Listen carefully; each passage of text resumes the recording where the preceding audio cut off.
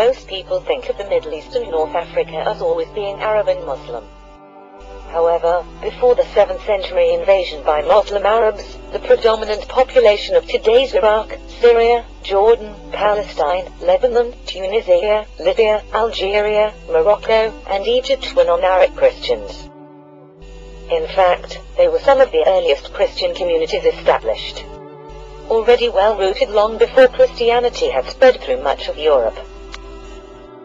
It's likely that some of today's Middle East and North African Christians have ancestors that converted to Christianity by direct contact with the apostles. It was not until the 11th century when Muslims became a majority in Iraq. Christians of Iraq trace their ancestry to the ancient Assyrians and Babylonians.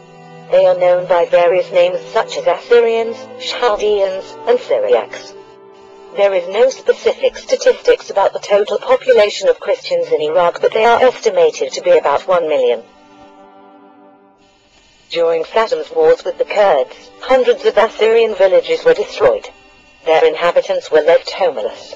They were driven out of their historic homeland and scattered everywhere as refugees.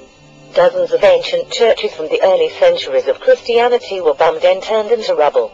The teaching of the Syriac language was prohibited, and Assyrians were forced to give their children Arabic names in an effort to undermine their true identity. To hold government jobs, they had to sign ethnicity correction papers which declared them Arabs. Before the Saddam, which hoped to bring peace to Iraq, has unleashed religious violence against the Christian community in Iraq. Unless special attention is given to their plight, these ancient people will continue to suffer, as they and the rest of the Christians in the Middle East and North Africa have in the past. The Christians of Iraq have been subjected to terrorism. Hundreds of thousands of families have suffered murder, rape, torture, kidnapping, or were threatened with violence. Some have left behind their life and homes in Iraq and fled to Syria, Lebanon, and Jordan. As refugees, in these countries, they are ineligible to work, send their children to the public school, or use the government-run medical care. They need protection. They need assistance.